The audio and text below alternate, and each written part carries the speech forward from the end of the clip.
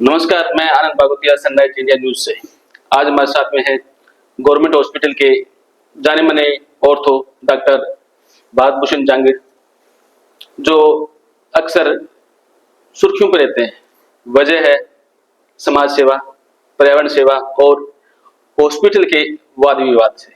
आज हम जानेंगे कि उन्हें सुर्खियों में रहने का क्यों शौक है। डॉक्टर साहब, सबसे पहले मैं सुर्खियों की पहले आपसे बात करना चाहूंगा कि भी सरकारी हॉस्पिटल में जो भी डॉक्टर है, कर्मचारी है या वहाँ की सिस्टम है, हमेशा उन पे आरोप लगता है कि भी यहाँ कोई सफाई नहीं हुई है, डॉक्टर ढंग से काम नहीं कर रहा है। तो उसकी वजह क्या है? देखिए, सभी को नमस्कार। इसके पीछे मूलभूत कारण हमें जानने पड़ेंगे। सबसे पहले तो वर्कलोड डिस्ट्रीब्यूशन। आज राजस्थान के अंदर जो गवर्नमेंट हॉस्पिटल्स हैं उनका लोड बहुत ही अधिक है। उसकी अगर हम बात करते हैं, जैसे फॉर एग्जांपल हमारे यहाँ का सूरतगढ़ का हम एग्जांपल लेते हैं, तो यहाँ पे at a time 14 doctors working है। 14 में से यदि आप कोई डे ऑफ पे है या कोई इमरजेंसी ड्यूटी कर रहा है या कोई अपना कोई जो ऑफिस वर्क कर रहा है या कोई मेडिकल लीगल केस बना रहा है या कोई कैंप ड्यूटी कर रहा है या कोई वीसी कर रहा है, वीडियो कॉन्फ्रेंस की तरह गया है, इन सबको यदि निकाल देते हैं तो एट ए टाइम हमारे पास 6-7 डॉक्टर्स ही बचते हैं पर डे के ओपीडी देखने वाले। ओपीडी की बात करूं तो 1500 पेशेंट पर डे वर्कलोड यहाँ पर है। उसी के हिसाब से डिस्ट्रीब्यूट करूंगा तो लगभग एक दिन में एक डॉक्टर को 200 से 250 पेशेंट देखना पड़ता है। और यदि समय की बात करेंगे तो मुश्किल से 60 से 80 सेकंड प्रति पेशेंट जो है ना एक डॉक्टर को देखने में लगाने पड़ते हैं। तो उसके पास दो ऑप्शन बचते हैं, या तो वो स्पीड देखे, तेजी से देखे, डायग्नोसिस बनाए, दवाई लिखे, या सेकंड ऑप्शन है कि वो बहुत सारे पेशेंट्स को मना कर दे कि आज नहीं देख पाऊंगा।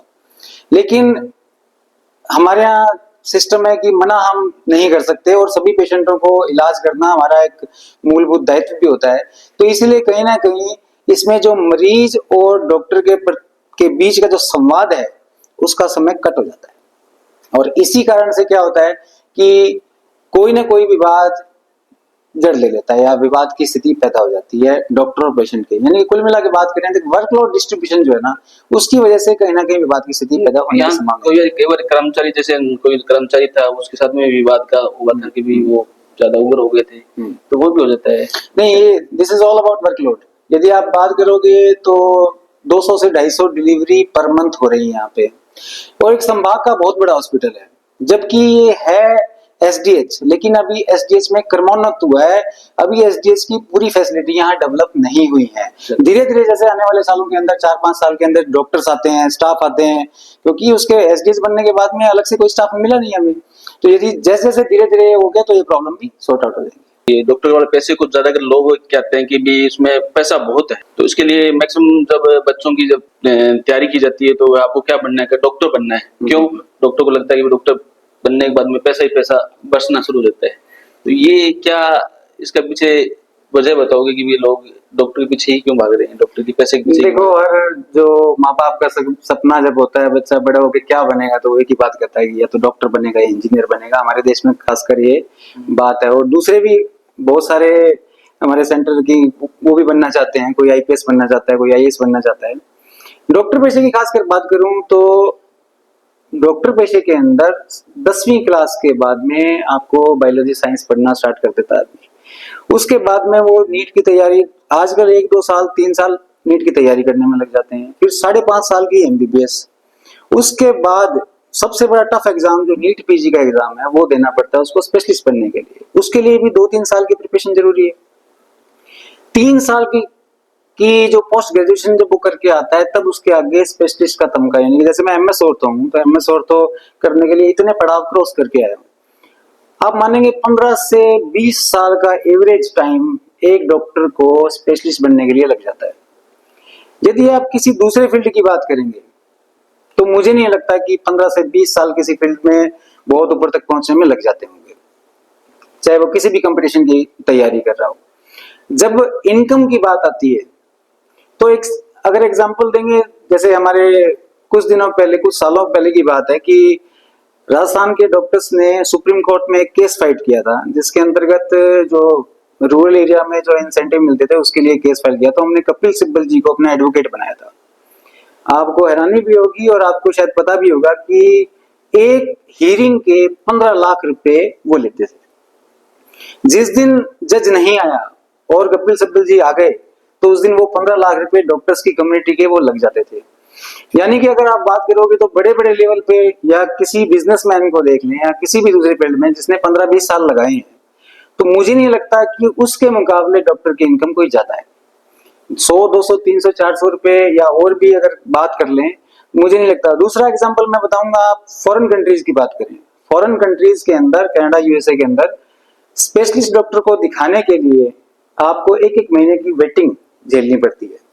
और दूसरी चीज है, वहां पे रिसेंटली एक बहुत बड़ा वायरल भी हुआ था एक पोस्ट, जिसके अंदर एक सिंपल घुटने की इंजरी के लिए उसको 25 लाख रुपए का बिल पे करना पड़ा था। तो उनके कंपैरिजन में हमारे जो हिंदुस्तान के अंदर या राजस्थान के अंदर जो चिकित्सा व्यवस्थाएं जो है बहुत ही सस्ती हैं कंपैरेटिवली। ये तो मैंने, अगर डॉक्टर जब मैक्सिमम जो फॉरेन जाते हैं तो उनको इलाज करने के लिए वो इंडिया ही आते हैं, बिल्कुल, बिल्कुल, क्योंकि उनको अपॉइंटमेंट नहीं मिलती। बिल्कुल। मिलती है तो इतनी लेट मिलती है कि जब तक वो बीमारी इलाज होती है। मेरा भी एक पेशेंट है जो यहाँ से सरदार कम्युनिटी के पेशेंट हैं, जो पहले यहाँ रहते थे, वो न्यूजीलैंड शिफ्ट हो गए हैं। अब वो इलाज के जब यहाँ से कोई भी फॉरेन जाता है स्टे करने के लिए, तो वहाँ पे जनरल मेडिसिन की किट बना के लेके जाता है, प्रिस्क्रिप्शन बना के लेके जाता है कि डॉक्टर साहब कुछ मेडिसिन लिख दो, क्योंकि भविष्य में वहां पे जाएंगे तो हमें खांसी जुकाम के लिए बहुत परेशानी होगी। तो इसलिए कह रहा हूँ कि गवर्नमेंट का जो हमारा या राजस्थान का या पूरे हिंदुस्तान का जो हेल्थ सिस्टम है, ये अभी भी दुनिया के कंपेरेटिव में बहुत सस्ता है। डॉक्टर साहब, एक सरकारी जो डॉक्टर, उन पर एक इल्जाम भी लगता रहता है कि वो जो अपने कैंपस में देखते हैं और हॉस्पिटल में देखते हैं तो वो खाना पूर्ति करते हैं और उन्हें कोशिश करते हैं कि वो अपने प्राइवेट हॉस्पिटल में आ जाए। तो ये भी एक इल्जाम रहता है, तो उसमें मैक्सिमम शायद आपका नाम भी सुर्खियों में रहता है, तो वो क्या रीजन है? ठीक है, मैं बताता हूँ इसके बारे में। आप कोई भी आपके शहर का, गंगानगर का या राजस्थान का कोई भी बड़े से बड़ा चिकित्सक, बड़े से बड़ा पॉपुलर चिकित्सक को उठा के देख ले कि वो पास उसने अपनी एमएस या एमडी की डिग्री कहाँ से की है। वो मिलेगा आपको कि गवर्नमेंट मेडिकल कॉलेज से की है। यानी कि आप देखेंगे कि राजस्थान के अंदर पहले सिर्फ 6 ही मेडिकल कॉलेज थे, तो जितने भी बड़े बड़े प्राइवेट या बड़े बड़े सरकारी, सभी लोग गवर्नमेंट मेडिकल कॉलेज से निकले। अब बात आती है कि गवर्नमेंट हॉस्पिटल के अंदर जो डॉक्टर है उसका ट्रीटमेंट कैसा है और प्राइवेट के अंदर ट्रीटमेंट कैसा है। तो जब ओरिजिनेट, यानी कि ओरिजिन उनका सेम ही है, सेम मेडिकल कॉलेज से पास आउट हुए हैं, सेम दीक्षा लेके पास हुए हैं, सेम एजुकेशन लेके पास में हुए हैं, तो फिर उनका फर्क क्यों आ रहा है? क्वेश्चन आपका ये है मोटा मोटा। एक तो मैंने बताया कि मैन पावर, जब आप प्राइवेट में देखते हो तो आपके पास हर पेशेंट को देने के लिए 5 से 10 मिनट का समय होता है, जबकि मैंने बताया कि गवर्नमेंट में हमारे पास 60 to 80 सेकंड होते हैं। इसमें मरीज और डॉक्टर के बीच की जो संवाद है उसकी कहीं ना कहीं कमी आती है। लेकिन फिर भी मैं कहूंगा आज हमारे गवर्नमेंट डॉक्टर्स पे बिल्कुल इल्जाम गलत है कि वो अच्छे से देखते नहीं है, स्पीड उनकी ज्यादा होती है। जैसे फॉर एग्जाम्पल कि मैंने, अब पहले यहाँ पे 4 डॉक्टर थे हड्डियों के, 3 डॉक्टर थे हड्डियों के, उसके बाद से मैं अकेला रह गया, यानी कि वर्कलोड कहीं ना कहीं 3 गुना मेरे ऊपर आ गया। उसके बाद मुझे लगा कि मुझे अपनी स्पीड को इंक्रीज करने के लिए, ताकि मैं सारे मरीज देख पाऊं, तो मैंने मेडिसिन की एक जो कॉमन मेडिसिन हैं उनकी मैंने एक स्टैंप बनाई, उस स्टैंप में फटाफट करने के लिए, ताकि मैं प्रिस्क्रिप्शन का जो लिखने का टाइम है वो कहीं ना कहीं वो कम कर सकूं। तो इल्जाम ये सही नहीं है कि इलाज अच्छा नहीं होता है, इलाज डेफिनेटली अच्छा होता है, डायग्नोसिस भी बनाया जाता है, बीमारी का इलाज भी होता है, जो बढ़ती रहते हैं उनका भी बहुत अच्छा इलाज होता है। लेकिन कहीं ना कहीं एक ही कमी बीच में आती है, मरीज और डॉक्टर के बीच में संवाद की कमी। इसी के जरिए, अब फॉर एग्जांपल किसी को लगता है कि मुझे एक्सरे कराना है, लेकिन मुझे लगता है कि इसको जरूरत नहीं है, अब मैं उसको मना करूंगा तो वो मुझसे नाराज होकर जाएगा। नंबर 2, किसी को लगता है कि मेरे को, अब एक बार आपके पास पेशेंट आएगा कि डॉक्टर साहब मेरे को ये जो मैं मेडिसिन लेके गया था इससे मुझे फर्क नहीं पड़ा।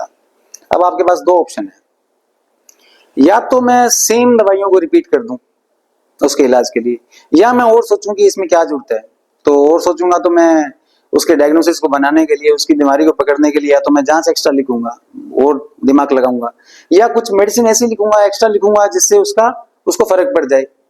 उनमें से कुछ चीजें हो सकता है कि यहाँ अवेलेबल भी ना हो, या जो हमारा नॉर्मल एसेंशियल ड्रग्स है उसके अंदर ना भी आती हो। तो कहीं ना कहीं ये बीच का जो सिस्टम है, इससे लोगों को लगता है कि यहाँ इलाज अच्छा नहीं होता, जबकि सेम जगह से पास आउट हैं, सेम दीक्षा लेके आए हैं, सेम नॉलेज लेके आए हैं, ट्रीटमेंट में कहीं कोई फर्क नहीं है। कहीं ना कहीं सिस्टम का थोड़ा सा ये हेर फेर है और जो पेशेंट लोड है उसकी वजह से। मतलब है कि जो प्राइवेट हॉस्पिटल में तो एक्स्ट्रा टाइमिंग दे देते हैं उनको, और वो यस, सरकारी में दिस नहीं दे पाते। Is all about timing. Yes, timing का टाइमिंग का फर्क वहाँ टाइमिंग बातचीत जो होती है वो यस। पेशेंट को लगता है कि जैसे कि हमसे एक अब एक पेशेंट मेरे से इसी बात पे नाराज हो गया कि डॉक्टर साहब आपने मेरे को लिटा के चेक नहीं किया। अब सोचने वाली बात है, यस मैं खुद समझता हूँ कि ये हाँ मेरे को चेक करना चाहिए था भाई। यदि मैं पेशेंट को लिटा के यहाँ पे चेक करना स्टार्ट कर दूंगा तो 200-250 पेशेंट की मेरी ओपीडी है, 200 से 250 पेशेंट को तो मैं मुश्किल से 50 पेशेंट देख पाऊंगा। मैं कहता हूं कि ऐसा होना चाहिए और मैं सिस्टम से भी चाहता हूं कि सिस्टम में भी ऐसी कोई चीज होनी चाहिए कि एक डॉक्टर को इतने पेशेंट आपको ओपीडी के अंदर देखना है, इसका भी कोई क्राइटेरिया फिक्स होना चाहिए। क्योंकि लोड बर्डन्स इन सब की वजह से आए दिन झगड़े, आए दिन विवाद उत्पन्न होते हैं, तो हम भी नहीं चाहते कि विवाद उत्पन्न हो। डॉक्टर साहब आप सुर्खियों में रहने का वजह वाद विवाद है वो बाद में बात करें, पहले आप पर्यावरण पे भी, आप पर्यावरण प्रेमी भी हैं, पेड़ पौधे भी लगाते हैं और समाज सेवा भी करते हैं, तो वो आपका पर्यावरण प्रेमी का होने का मेन रीजन क्या था? मेरा 3 साल पहले की बात है कि मेरी छोटी गुड़िया है, वो इतनी बीमार पड़ी, उसको गर्मियों के टाइम में उसको शायद लू लगी या गर्मियाँ हुई उसमें, तो मुझे तुरंत जहाँ के डॉक्टर्स हैं, पीडियाट्रिशियन है, उनके पास मेरे को एडमिट करवाना पड़ा। ड्रिप लगी उसके, बहुत मुश्किल से वो सरवाइव किया। तो उस टाइम मेरे दिमाग में आया था कि पर्यावरण के लिए जरूर अपने कुछ प्रयास करने चाहिए, इसलिए मैंने फिर एक तुरंत ऑपरेशन ग्रीन नाम से एक संस्था बनाई। उस संस्था में मेरे जैसे सोच रखने वाले कई लोग शामिल हैं। हर साल हम 1000 पेड़ जिस भी सुरतगढ़ के क्षेत्र के अंदर जहां भी हमें जगह मिलती है, जहां पे कोई ये हो कि हम इनकी रखवाली कर लेंगे, इनको पानी दे देंगे, व्यवस्था हम सारी करके देते हैं। कोई तार बाड़ की व्यवस्था है, कुछ कोई जो भी, तो 60-70 हजार 80 हजार रुपए का जो बजट आपस में इकट्ठा कर करके और 1000 पेड़ हम लगाते हैं। तो ये सोच चलती आ रही है, हर साल करते हैं, तो आगे भी करते रहेंगे। सीजन में करते हैं हर साल जुलाई में स्टार्ट हो जाता है। यस। अब आता है आपके विवाद। अक्सर आपका विवाद रहते हैं कि भी आप छुट्टियां ज्यादा लेते हो और मरीजों को कोशिश करते हो कि आपके प्राइवेट हॉस्पिटल में पहुंचे, ठीक है, मतलब इस तरह के जो इल्जाम लगाते हैं कि भी, या आप जो ड्यूटी टाइम होता है उस टाइम में बीच में आप कहीं न कहीं बंक कर देते हो, तो ये भी रहता है कि जहाँ पेशेंट इंतजार करते हो आप कहीं गायब रहते हो, तो उस पे क्या कहेंगे आप? उस पे मैं यही कहूंगा कि देखो, और एक शायद आपका वीडियो भी वायरल हुआ था, उसमें आपको कहा कि भी सोमवार को डॉक्टर साहब छुट्टी पर हैं, और वो भी देखो, विवाद करने वालों से मैं कोई इस पे कोई टिक्का टिप्पणी नहीं करना चाहता, क्योंकि मैं राजनीति में फंसना नहीं चाहता। मैं तो इतना ही कहता हूं कि सप्ताह के अंदर एक जो ऑफ रखना, ये राज्य सरकार ने निर्धारित किया हुआ है।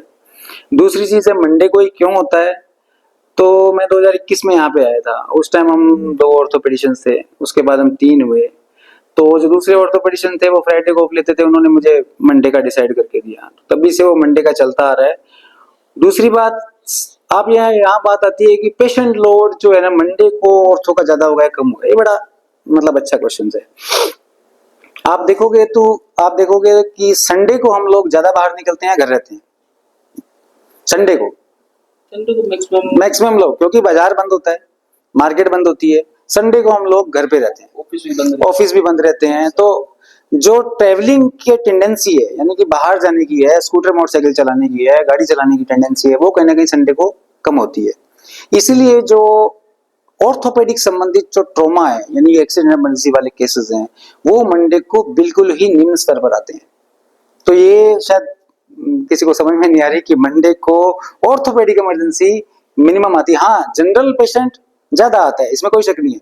ऑर्थोपेडिक इमरजेंसी मेरी फील्ड का जो पेशेंट है वो डेफिनेटली मंडे को कम आता है, और ये काफी टाइम से चलता आ रहा है। तो अब मरीजों को हैबिट बनी हुई है कि मंडे को डॉक्टर साहब का ऑफ रहता है। ये सेकंड है कि ज्यादा लेते हैं, ज्यादा नहीं लेते हैं साहब, वेडनेसडे को डे ड्यूटी करते हैं, दिन की यहाँ की ओपीडी करते हैं, उसके बाद वेडनेसडे की नाइट ड्यूटी 8 बजे स्टार्ट हो जाती है। 8 से सुबह 8 बजे तक वेडनेसडे की नाइट ड्यूटी, मतलब 12 घंटे वो, 6 घंटे वो, 18 घंटे की ड्यूटी होगी। वीरवार का जो ऑफ करके कुछ मतलब कह रहे हैं, तो वीरवार को तो मैं 12 घंटे की ड्यूटी एडवांस में करके जा चुका हूँ, जबकि गवर्नमेंट 6 घंटे की, मतलब 6 घंटे प्लस में करके जा रहा हूँ। तो अब फिर भी अगर विवाद है तो इसका कोई मेरे पास समाधान नहीं है। फिर भी मैं कोशिश करता हूँ पूरी कि जब यहाँ रहूँ, अब जैसे प्लास्टर का होता है तो मेरे 10 से 15 प्लास्टर पर डे के यहाँ पे, जिस दिन मैं बैठता हूँ उस दिन लगवाता हूँ यहाँ पे।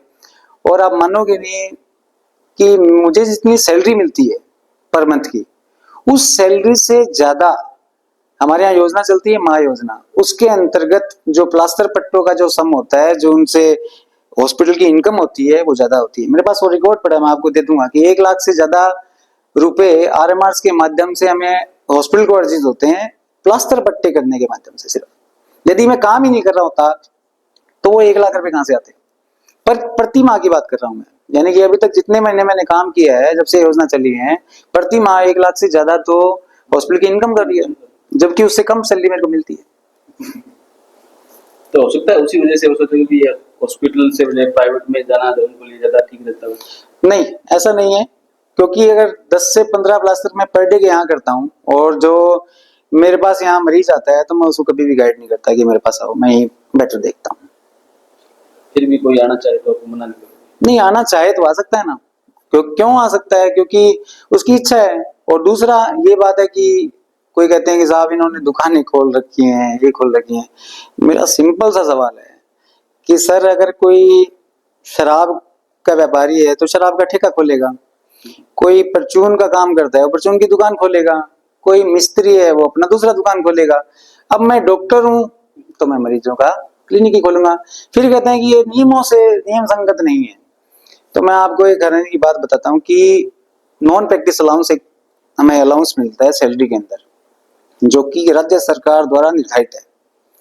वो लगभग 30-35 हजार के आसपास का पर मंथ का नॉन प्रैक्टिस अलाउंस मिलता है। मैंने पिछले 5 सालों से नॉन प्रैक्टिस अलाउंस छोड़ रखा है, और उसकी जो टोटल 5 साल की जो आप बोलोगे कितना पैसा मैंने सैलरी कम लिया है, लगभग 20 से 21 लाख रुपए सैलरी कम ली है। प्रैक्टिस करने के एवज में नॉन प्रैक्टिस अलाउंस छोड़ना पड़ता है। लगभग मैंने 20 से 21 लाख रुपए मैंने सैलरी कम ली है प्राइवेट प्रैक्टिस करने के लिए, क्योंकि लीगल है। और वो खाली यही नहीं है कि इनकम का सोर्स मुझे बढ़ाना है, नॉलेज अपग्रेड होती है। प्राइवेट में बहुत सारी मेडिसिन, बहुत सारी चीजें चलती हैं जो गवर्नमेंट सेटअप में नहीं चलती हैं, उनका अपग्रेडेशन होता है। नई नई मेडिसिन, नए नए मेडिकल रिप्रेजेंटेटिव हमें नई नई मेडिसिन से रूबरू करवाते हैं। तो आपकी नॉलेज को खत्म ना करने देने के लिए ये प्राइवेट प्रैक्टिस और कंपलसरी है। उसका बहुत बड़ा एग्जांपल, इनकम तो आप वैसे बढ़ सकती है, वो तो जैसे यहाँ छोड़ा तो वहाँ मिल जाता है आपको प्राइवेट में। नहीं, इनकम, यदि इनकम की बात है तो आज हर आदमी इनकम के लिए कर रहा है। सिंपल है ये। मैं भाई आज देखो, कोई दुकान सुबह 8 बजे से लेकर 9 बजे तक दुकान खोल रहा है इनकम के लिए। नहीं, सभी करते हैं ये, मैं मानता हूँ कि जहाँ ये हमारी जीविका का साधन है, ये हमारी जीविका का साधन है। तो एक आरोप लगता है कि साहब ये पैसे कमा रहे हैं, पैसे कमा रहे हैं, तो मैं कहूंगा साहब ये हमारी जीविका का साधन है। इस साधन से हम अपना पालन पोषण भी करते हैं, हम अपना घर परिवार चलाते हैं। तो डॉक्टर्स पे ये ब्लेम मुझे नहीं लगता कि ठीक है, वो उसकी आजीविका का साधन ही है। आज की डेट में कौन आदमी काम नहीं करना चाहता? सब आदमी काम करना चाहते हैं, सभी पैसे सब 2 पैसे कमाना चाहते हैं, तो इसमें गलत नहीं है। सर एक रहता है कि भी आज जो यहाँ का वातावरण बना हुआ है हॉस्पिटल का, उसको और बेहतर करने के लिए आपकी तरफ से क्या प्रयास किए जा रहे हैं? मैक्सिमम होता है कि आप हॉस्पिटल के जितने भी मुद्दे होते हैं या हॉस्पिटल में जो भी प्रॉब्लम होती है सबसे ज्यादा बढ़ के आप आगे रहते हो, फिर भी क्या भी इसको और भी बेहतर करने के लिए आपका क्या प्रयास रहता है? देखो, मुझे नहीं लगता कि विवादों में आना मेरा क्यों है, क्योंकि लेकिन मेरे पास पहले आई मैं सेक्रेटरी रहा, मैं यहाँ पे इंडियन मेडिकल एसोसिएशन का सूरतगढ़ का सेक्रेटरी रहा हूँ मैं 2 साल, और अखिल राजस्थान सेवारत चिकित्सक संघ जो हमारा इस्दा है, डॉक्टर एसोसिएशन है, मैं उसका मनोनीत सचिव हूँ। मैंने 10 बार उनको अपना बोल दिया कि भाई मेरे बस की बात नहीं है और आप संभालो, लेकिन वो हर बार कहीं ना कहीं मुझे बना देते हैं। तो कहीं ना कहीं डॉक्टर कम्युनिटी को रिप्रेजेंट करता हूँ।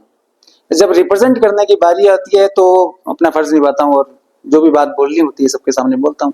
इसलिए हो सकता है कि विवादों में रहने का एक रीजन है। दूसरा है कि आपने पूछा कि क्या बेटर कर सकते हैं। देखो, कोविड का टाइम याद रखना पड़ेगा हमें। कोरोना के दौरान हमारे सरकारी जो जितने तंत्र थे, जितनी व्यवस्थाएं थी, जितने हॉस्पिटल्स थे, इन सब ने कहीं ना कहीं, आप समय याद रखोगे तो आपको याद आएगा कि उस टाइम सब जाम हो गया था। सिर्फ हमारे सरकारी तंत्र जितने सुदृढ़ थे उन्होंने ही एक सर्वाइवल का एक रीजन दिया था, कि एक बचने का एक कारण दिया था। मेरा यह कहना है कि सरकारी संस्थाओं को जितना हम सुदृढ़ बनाएंगे, जितना मजबूत बनाएंगे। एक एग्जांपल बताता हूँ कि मुझे थोड़ा सा यहाँ पे काम करने का मौका मिला था 1-1.5 महीने का। एनक्वास का प्रभारी बनाया गया था मुझे, 2 साल 2.5 साल पहले की बात है। तो मुझे लगा कि वार्डों की स्थिति बहुत अच्छी नहीं थी। आपने देखा होगा पुराने वाले वार्ड भी हमारे बहुत गंदे, बहुत अजीब थे। उसमें कूलर चलता नहीं था, डक्ट सिस्टम था। मैंने अपने प्रयासों से या मेरे साथ वालों ने, सभी ने, हम डॉक्टर्स ने मिल करके या स्टाफ ने मिल करके, नर्सिंग अधिकारियों ने मिल करके प्रयास किए कि कैसे इसको सुधारा जा सकता है। हमने फॉल सीलिंग का प्रोजेक्ट लिया और कहीं ना कहीं लोगों से बात करके, वैसे ही हम लगवा नहीं सकते, लेकिन हमने लोगों से बातचीत की कि यार ऐसे करके गर्मी बहुत पड़ रही है और हॉस्पिटल के अंदर है ना, मरीजों के लिए एसी नहीं है। अगर एसी की व्यवस्था हो जाए, वार्ड कूलिंग हो, तो मरीज ज्यादा ठीक हो जाएगा। वो एक माहौल बनाया गया इस तरीके से, और हमने लोगों से कांटेक्ट करके सूरतगढ़ की जनता और जिन जिन लोगों ने भी यहाँ एसी डोनेट किए हैं, मैं आपके माध्यम से भी उनका धन्यवाद करता हूँ कि, और बताना चाहता हूँ कि आज हमारे वार्ड, तो शायद पूरे राजस्थान में कोई एकमात्र ही कोई ऐसा हॉस्पिटल होगा जिसमें सभी ward, all wards air condition है। और एयर कंडीशन होने से मरीज को कितना लाभ मिलता होगा। तो ऐसे ऐसे छोटे ये बदलाव, खाली देखो गवर्नमेंट अपने प्रयास करती है, लेकिन बदलाव कहीं ना कहीं डोनेट करने से, दान देने से, और हॉस्पिटल में वैसे अभी रिसेंटली आप देखेंगे कि बहुत लोगों ने बढ़ चढ़ के दान दिए यहाँ पे मरीजों के लिए। किसने इन्वर्टर लगा दिया, किसने स्टूल दान कर दिए, किसने कुर्सियां दान कर दी। असली में संघर्ष यही है लोगों का। जितने अपने सरकारी तंत्र विकसित होंगे उतना ही अच्छा रहेगा।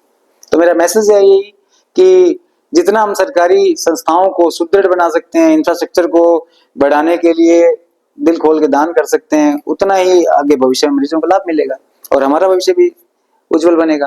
क्योंकि कोविड टाइम में मुझे नहीं लगता कोई प्राइवेट सब जीरो हो गया था और सिर्फ सरकारी ने लोगों के लिए मेहनत की थी। चलो, अब जाते जाते एक लोगों को एक संदेश दोगे कि भी डॉक्टरों पर किस तरह का विश्वास रखिए और डॉक्टर आप पर क्या विश्वास है, उसके भी कुछ बोलोगे? तो मैक्सिमम इल्जाम लगते हैं। मैं आपके माध्यम से पब्लिक जो मुझे सुन रहे हैं या जहाँ तक ये आवाज जाएगी, मैं सिर्फ एक ही बात कहना चाहूंगा कि डॉक्टर को भगवान ना समझे प्लीज। डॉक्टर को सिर्फ इंसान समझे। वो इंसान है, उसका परिवार होता है, उसकी आजीविका है, उसको भी सारे वही काम करने पड़ते हैं। आज वो कहते हैं कि साहब अब इस कमरे में बैठ करके मैं ओपीडी देख रहा हूँ, कोई भी आकर के, मैं कोई वॉशरूम के लिए गया हूँ, कोई भी आकर के मेरी वीडियो बना के डॉक्टर साहब अनुपस्थित है, तो वो भी 6 घंटे आप कहोगे किसी को कुर्सी पे बैठ जा, तो मुझे नहीं लगता कोई बैठ सकता है। ऐसे बहुत सारे हैं। डॉक्टर को सिर्फ और सिर्फ इंसान समझे। जितनी भी हमारी चिकित्साएं व्यवस्थाएं हैं, उनसे मरीज को सही करने का हम प्रयास करते हैं, सिर्फ प्रयास करते हैं।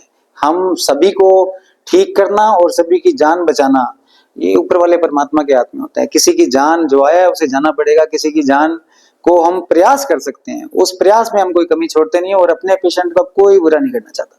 तो ये मेरा मैसेज है कि डॉक्टर को सिर्फ इंसान समझे, प्लीज भगवान ना समझे। एक तो आप सूरतगढ़ को साथ साथ में चाहता हूँ कि राजस्थान की स्वास्थ्य को बेहतर बनाने के लिए आपके पास में कौन कौन से बातें हैं जो आप बताओ सरकार तक पहुंचाना चाहते हैं? देखो, वैसे तो मैं सरकार का एम्प्लॉई हूँ, बहुत अच्छी योजनाएं चल रही हैं और मेरा कोई भी वक्तव्य कोई गवर्नमेंट के अगेंस्ट में नहीं है। एक सुझाव, हाँ, लेकिन मैं सुझाव, मेरे कुछ बेसिक थॉट्स हैं, जमीनी स्तर के थॉट हैं, क्योंकि जमीन पे हम लोग काम करते हैं, हम लोग फील्ड में काम करते हैं, तो हमारे कुछ थॉट्स हैं, सोच है हमारी कि चिकित्सा व्यवस्था भी एक शिक्षा व्यवस्था की तरह है ना, शिक्षा व्यवस्था की तरह है। और चिकित्सा और शिक्षा, ये दोनों व्यवस्थाओं में आप देखोगे, आपने सुना होगा कि RS, Rajasthan administration services, RPS, Rajasthan police services, लेकिन कभी आपने राजस्थान एजुकेशन सर्विसेज सुना या राजस्थान मेडिकल सर्विसेज सुना? ये 2 शब्द नहीं सुने। जबकि ये दोनों जो फील्ड हैं अपने आप में बहुत बड़े फील्ड हैं, जनता से, जमीन से जुड़े हुए हैं।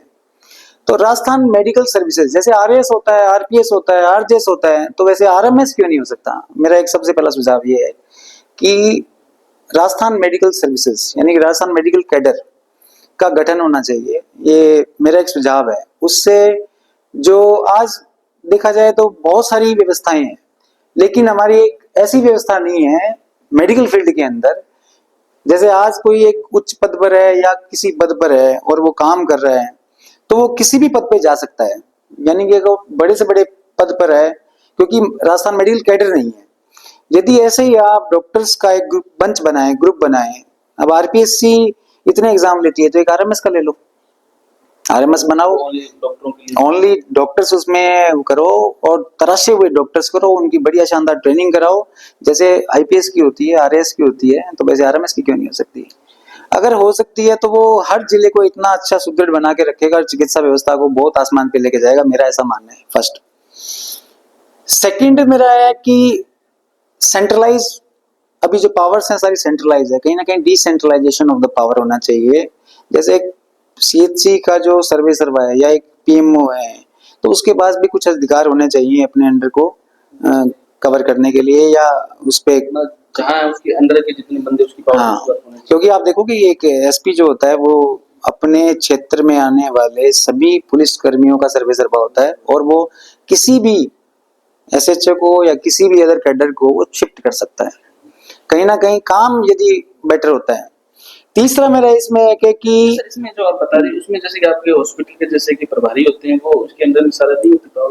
नहीं, वो पावर्स सिर्फ मतलब अब मैं ज्यादा नहीं बता सकता, लेकिन मुझे नहीं लगता इतनी पावर्स हैं। पावर्स हैं लेकिन लिमिटेड है, ठीक है, लिमिटेड है।